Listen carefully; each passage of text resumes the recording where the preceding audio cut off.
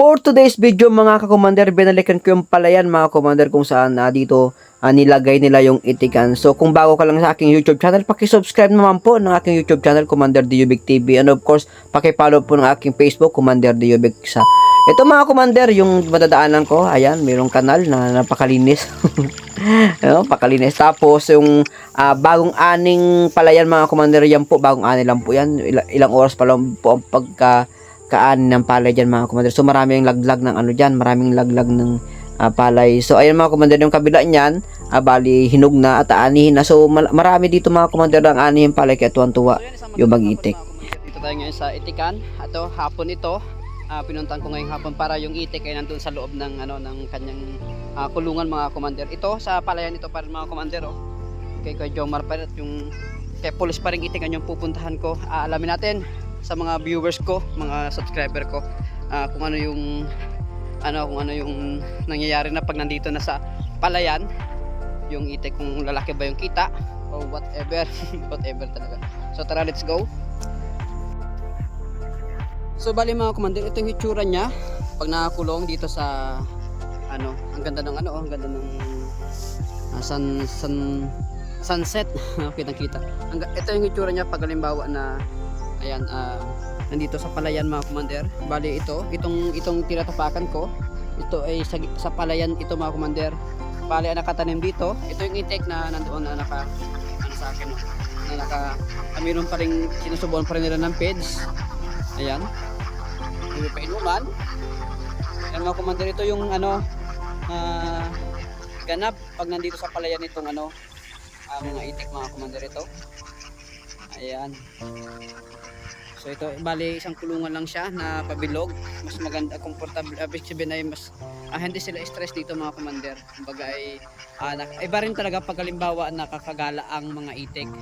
Napakasigla nila, o di ba? Ayan. So yan mga commander, oh.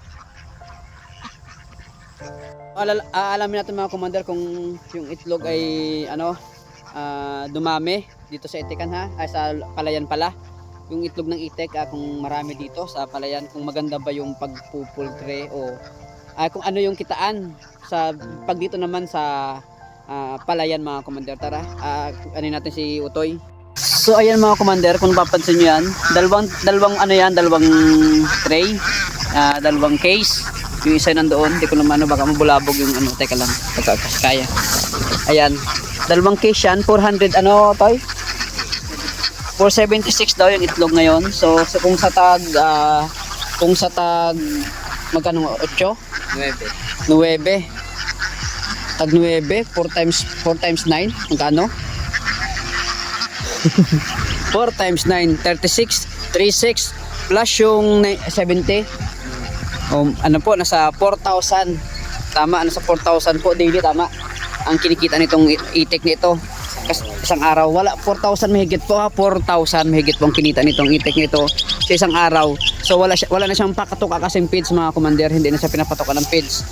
So ayan, 4,000 mga commander Ang kinita nito sa itlog, malinis po, ay 4,000 mahigit mga commander, 4,000. Kasi 470, 9 lang po ang itlog, 9 pesos. Ayan. So hindi ko po kung ilan po ba yung equivalent total noon, yung 470 times 9, pero nasa po yun, 450, doon na lang po sa 4,050 ay meron pa pong 20, 3, 90, 90, 20, 90, 90, 180, 1,120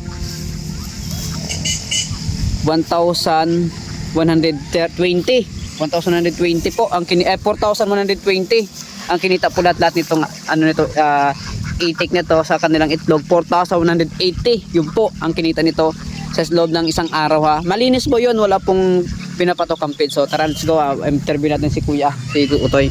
Magandang hapon. Ayan, ito yung bantay ngayon. So tama, 470 yung itlog. 470 ngayong araw. So wala na kayo pinapatok ang feeds. Meron pa po, kalahating sako lang po. Pero ang ng presyo na noon, pero na yun, di ba? Parang okay na yun, di ba? Parang bayad na siya. Ayan mga commander Ayun, may klating sako pa daw pong pinapatoka pero siguro nasa 600 na lang yun. So nasa ano pa rin, nasa 3.5 pa rin pala ang kinikita nito. Malinis malinis 3.5. So, yun to, Kyle, anong oras mo pinapunta din Mga pinapasok? 4:30. 4:30 pinapapasok. So, mula dito, yung Kalaparan na yan, siya lang po ang nagpapastol yung Kalaparan po ng ano na yan, Palayan. Tama tayo, ikaw lang no, sa ngayon no. Kaya malapad. So, ang itik matataba. So, tayo okay naman ng pagbabantay. Okay, sama. Hindi naman pasawa yung mga itik no. Hindi naman po. Kasi si Papa nito talaga yung veterano sa pag-itik. Tinuturuan lang ni Kuya Jomar, di ba? Ito no, si Tutoy. So, ayan to, anong pangalan mo? Jomar po. Jomar din? Parang junior ka. Bale, si Jomar Junior po ay si Kuya Jomar din tatay nito ay umalis. Umuwi ata sa kanila. Tapos silang pinababantay ngayon. So mga commander, ito po yung nangyayari pag nasa loob ng itikan. Nagbabantay si Jomar. Tapos 4:30 niya anong oras mo Pakain. Hindi, pinapalagaw. Mga pag maliwanag ng alas 5. Alas 5. So kalat dyan yung itlog. Kalat dyan yung Pero itlog. bago ko pa alpasan, nilimutan ko muna ito.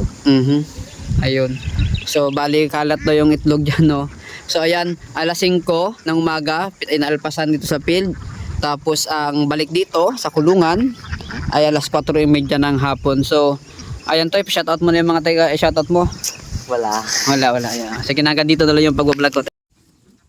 So hanggang dito na lang yung pagbablog ko. Ito po yung itsura ng itikan dito sa Palayan. So hanggang dito na lang pagbablog ko. Maraming salamat sa lahat po ng suporta. Sa lahat ng subscriber ko, ito po yung update sa pag-itik dito sa Palayan. So hanggang dito na lang yung pagbablog ko. Ito po yung itsura ng itikan dito sa Palayan. So hanggang dito na lang pagbablog ko. Maraming salamat sa lahat po ng suporta. Sa lahat ng subscriber ko, ito po yung update sa pag-itik dito sa Palayan.